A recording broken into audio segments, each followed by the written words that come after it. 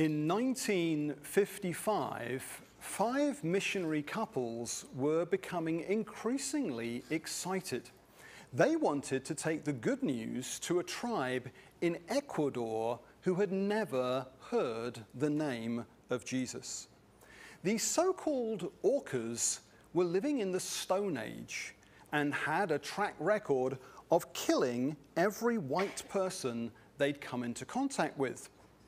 10 years previously, the Shell Oil Company had been prospecting nearby, and a series of Shell employees had been speared to death by Auca warriors.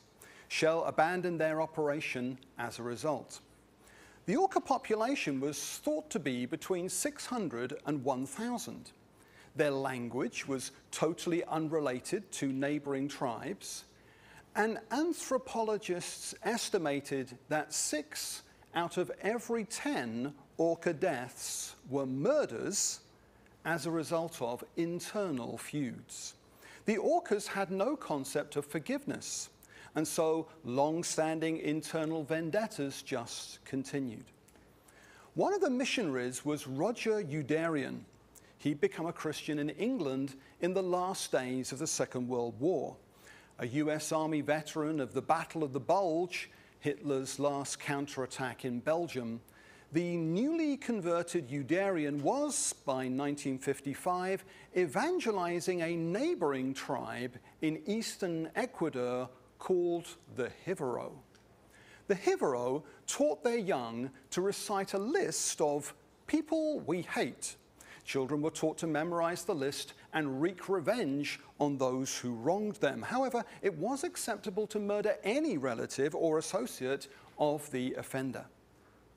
When the Jivaro built new homes, they would build traps into their houses so that anyone approaching would be maimed or severely injured. But unlike the Aucas, the Jivaro had experienced contact with the outside world.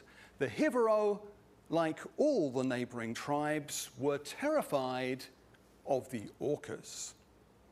This fear was intensified when an Auca hut was discovered empty, and inside was a life-size man made out of balsa wood which had lance marks in it. It was a training hut for lance-throwing practice. Spear or be speared was the reality of Auca life. During one internal Auca raid, a woman called Dayuma had seen her relatives murdered. She hid from her attackers and eventually escaped outside the Auca area and started living with a nearby Indian tribe. There, she began a massive adjustment. She'd never worn clothes before because the Aucas wore no clothes. She'd never eaten salt before because the Aucas had no salt. She'd never seen anyone drunk before because the Aucas did not ferment their drinks. She'd never come across wife-beating before because although the Aucas practiced polygamy, Auca men never beat their wives. One of the missionary couples began to befriend Dayuma, and she taught them words and phrases in the Auca language. But she warned them, never trust an Auca. Even if they seem to be friendly, it's a pretense. In an Auca family, your brothers could easily conspire together and tell you a carefully crafted lie. And that is what is happening as we turn to the final chapter of the book of Genesis. In verse 15 we read, "When Joseph's brothers saw that their father was dead, they said, 'What if Joseph holds a grudge against us and pays us back for all the wrongs we did to him?' So they sent word to Joseph saying, 'Your father left these instructions before he died. This is what you are to say to Joseph. I ask you to forgive your brothers the sins and wrongs they committed in treating you so badly. Now, please forgive the sins of the servants of the God of your father.'" Folks, this was a lie. Jacob never said any such thing. Joseph had forgiven his brothers 17 years before. When Joseph was 39 years old, He'd stood in front of his brothers and he'd totally forgiven them for everything they'd done wrong. But if they'd been forgiven 17 years before, why are they so afraid now? Answer: because that's what happens when you listen to your feelings. When you listen to your feelings instead of the facts, it opens the door to guilt and fear. The Bible says that fear has to do with punishment. That sums these brothers up. They were afraid that they'd get punished. If I want to enjoy the Christian life, I've got to let the fact that Jesus totally forgave me all my sins, past, present, and future, I've got to let that fact rule my mind. If I don't, if you don't, if you listen to your feelings, Jesus went to the cross, the life he had in mind for you was not a life where you'd spend every day feeling guilty and scared. No. Jesus wept over those who were unwilling to accept his forgiveness. And that's what happens here with Joseph. When their message came to him, Joseph wept. His brothers then came and threw themselves down before him. "We are your slaves," they said. As Joseph wipes away his tears, he's about to say the most famous words he ever spoke. The next section has been called the Mount Everest of the Old Testament. And the good news is that if you're struggling, if you're feeling needless guilt over sins that have already been forgiven, then these verses are for you.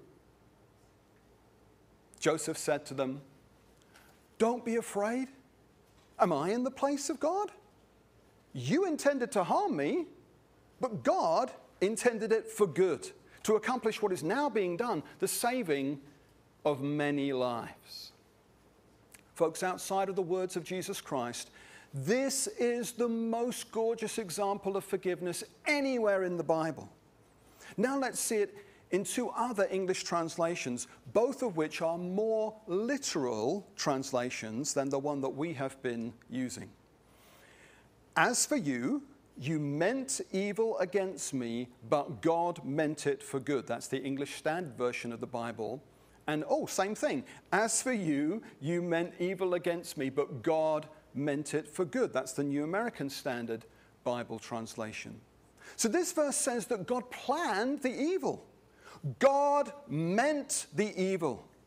That God authorized the evil. Before we press the panic button, let's just think about the obvious evil that brought about the death of Jesus. Was it an evil thing that Judas did when he betrayed his friend Jesus for 30 pieces of silver? Yes. Was it an evil decision on the part of the Sanhedrin to deny Jesus a fair trial? Yes. Was the flogging evil? Yes. Was it all part of an evil attempt by the devil to destroy a beautiful young man who'd never done anything wrong? Yes. As Jesus died in agony, was the laughing and the spitting and the mockery of the crowd evil? Yes. Was it all planned by God? Yes. That's what Jesus' disciples said afterwards. They said it was all part of God's deliberate plan. Fellow Israelites, listen to this. Jesus of Nazareth was a man accredited to God, to you by miracles, wonders, and signs which God did among you through him, as you yourselves know. This man was handed over to you by God's deliberate plan and foreknowledge. And you, with the help of wicked men, put him to death by nailing him to the cross. But this statement was a repeat of what Isaiah had already prophesied. 700 years before Jesus' crucifixion, Isaiah had predicted what would happen. He had published a full-blown description of how it was God's plan that Jesus would die on the cross. Describing the Messiah's death ahead of time, Isaiah put it this way: "And the Lord has laid on him the iniquity of us all." It was the Lord's will to crush him and cause him to suffer. It was the Lord's will to crush Jesus and cause Jesus to suffer. Revelation chapter 13 verse 8 says that Jesus was the Lamb of God who was slain from the foundation of the world. In other words, ever since the world began, God had planned the life, death, and resurrection of Jesus Christ for your benefit. So, when evil comes our way, let us not be totally dismayed. Perhaps the evil is not as random and pointless as it first appears. For example, how did the modern missionary movement of the late 20th century come about? What inspired hundreds and thousands of young people to suddenly go to the farthest flung corners of the earth to reach those who never heard of Jesus? Surely not the homicidal, savage evil of the orcas. Yes. Yes, it was exactly that.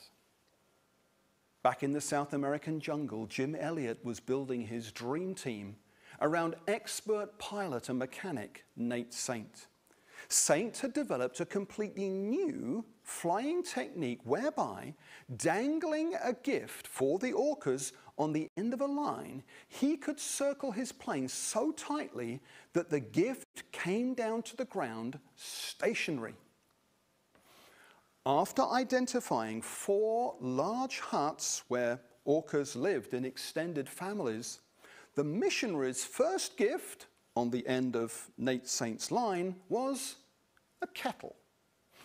After 13 weeks of flights and gifts, the decision was made to land the 5 men near a river on what Saint nicknamed Palm Beach. The idea was that they would sleep in a tree house at night, and by day they'd shout friendly phrases in the orca language into the jungle. Eventually, they had a warm encounter with 3 orcas who spent several hours with them. Encouraged by their first ever face-to-face contact with the orcas, the missionaries knew that the following day would likely be decisive. Surely, their presence in orca territory could no longer go unnoticed. Each day, the missionaries radioed in at 4:30 p.m. On Sunday, the 8th of January 1956, the 5 missionaries failed to radio in at the agreed time. A search party was sent by canoe and helicopter. The missing missionaries became a media sensation, and a photojournalist from Life magazine joined the search. The bodies of all 5 missionaries were found speared to death, lying face down in the river. The martyred missionaries were so disfigured that they could only be identified by their watches and wedding rings. Their deaths created massive publicity.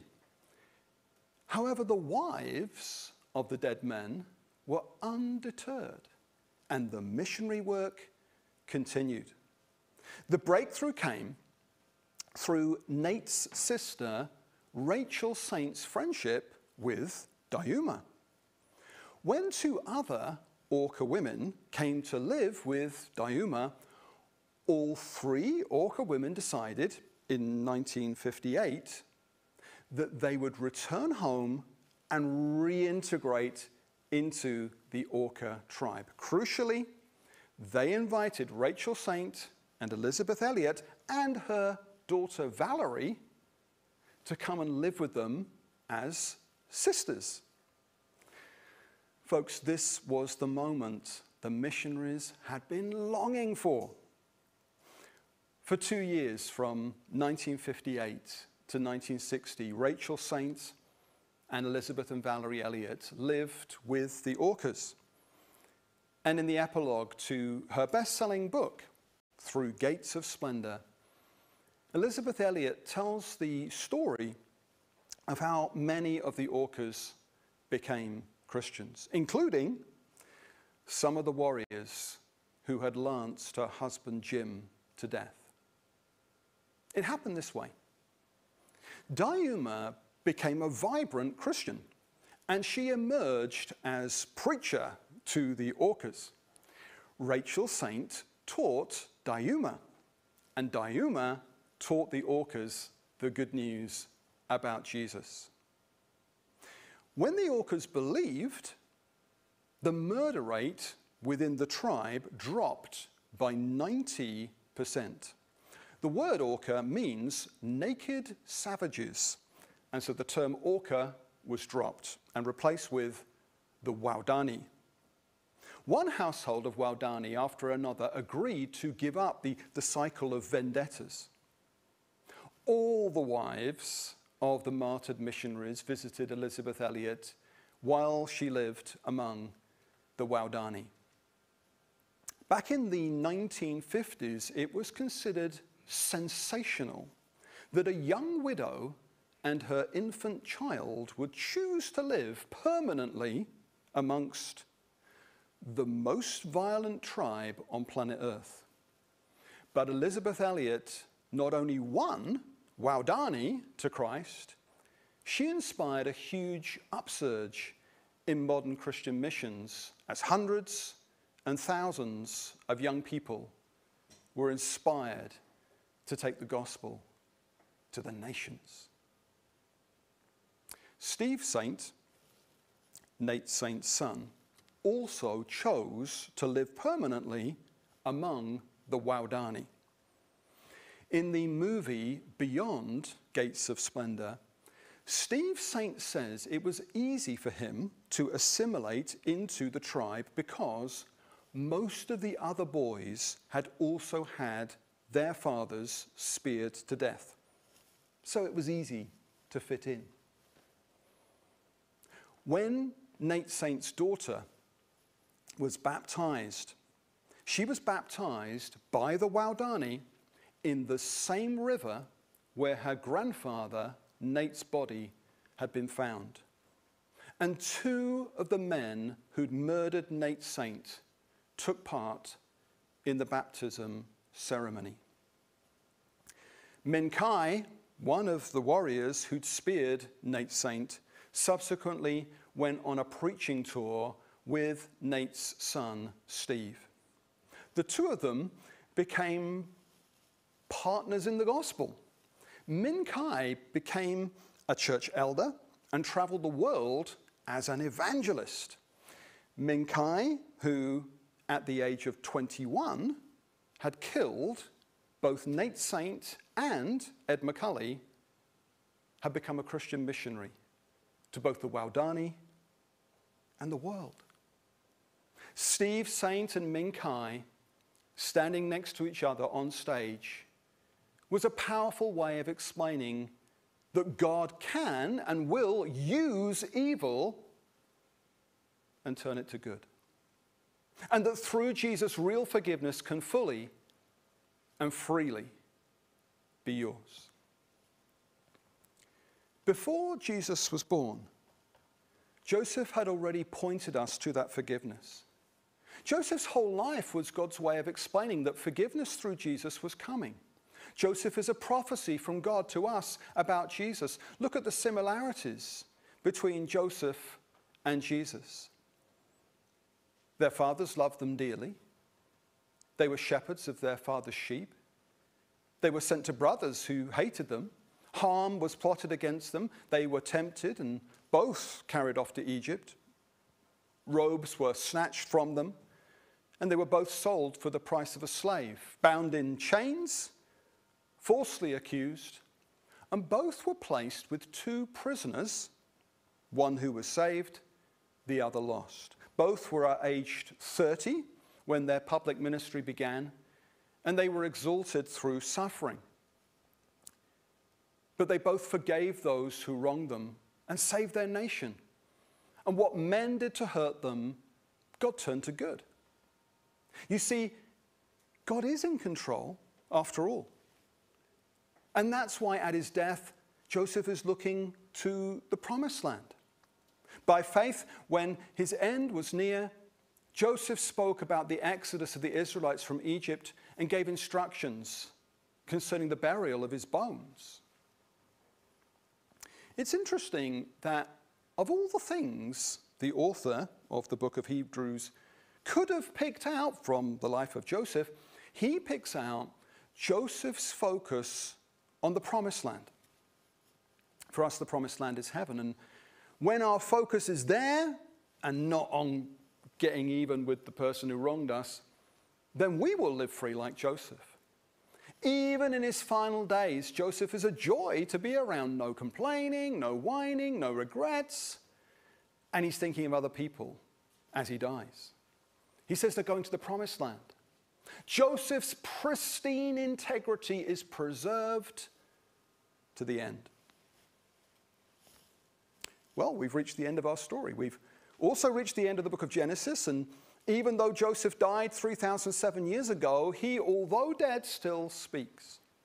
We have spent the past 16 weeks learning from him. I want to suggest 3 big lessons that we've learned. Through the life of Joseph, we've seen that, firstly, God sovereignly works all things for his glory and for our good. Folks, this is not baloney. We know that Joseph suffered a series of setbacks, injustices, and outrages. He was abused, discarded, rejected, falsely accused, imprisoned. The list goes on and on. But Joseph's triumph was to trust God no matter what. Joseph's attitude was superb. Am I in the place of God? I refuse to say that all this adversity I'm facing is pointless. I refuse to say that God has deserted me. All through the seemingly chaotic events of his life, Joseph dared to believe that God had a plan. Joseph's attitude was, one day, God will turn this mess into his message.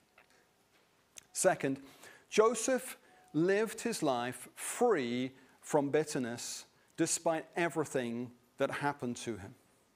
Joseph's mindset was, life may have served me a lemon, God's going to turn it into lemonade. The tree of Joseph's life bore no bitter fruit. Joseph's example proves that it is possible to enjoy an overcoming life when you choose to think differently. Hey, over the past 30 years, I have listened to hundreds of sermons while driving. There's only one occasion when I've heard something in a sermon so powerful that it made me stop the car. The preacher was talking about the temptation to ask, why me? You know, when something bad happens. I don't know about you, but I so easily ask, why me? Why me, God? Why'd you let it happen to me? And the preacher said that one day, when those feelings came, she asked, why not me? I stopped the car. The preacher was saying, if it's going to happen to someone, why is it so outrageous that it happened to me? What makes me so special that I think I should be immune from all the stuff that other people go through? I've been so self-centered. I had been so absurdly tolerant of my own self-pity. Joseph, of all people, could have asked, why me? But Joseph was determined not to allow any bitterness to take root in his life. Third, we've seen that as Joseph faced death, he was right with both God and man. If you sat through all the past 16 weeks of sermons about the importance of person-to-person forgiveness, and you've still not forgiven the person who hurt you, then please know, I did my best. I did my best to warn you. I organized 16 weeks of encouragements and warnings. I never said it would be easy. I did promise you that if you forgave, it would feel good afterwards. I did say, do yourself a favor and forgive.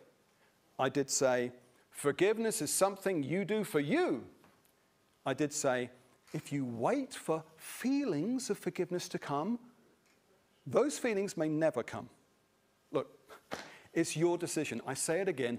Do yourself a favor and stop drinking the poison of unforgiveness. Hey, I hope that for however many days I have left on this planet, I will be able to think like Joseph thought and live like Joseph lived. God sees a Joseph in you. Your family needs you to be a Joseph. Your family needs someone who carries God's grace to them in a world filled with anger and revenge. Your descendants need a Joseph, because your children and grandchildren will be shaped by how you and I react to adversity. Maybe you're the third or fourth generation of a family who've had nothing but bad breaks, addiction, heartache, pain, dysfunction, and the easiest thing in the world, the thing that everybody's expecting, is that all that stuff just continues. But right now, you have a choice. You can rise up and say, no, it stops right here. It stops with me. I'm not going to touch that bottle. I'm not going to pop those pills. I'm not going to gamble that money. I'm not going to visit that website. Right here and now, it stops with me. I'm going to be a Joseph. Hey, your community, my community needs a Joseph. Why? Because there's a famine out there. You can go out and gather up bundles of hope and feed it to people. Will you be a Joseph? I hope I will. I hope you will. I'm here to tell you that with God's help, you'll get through this.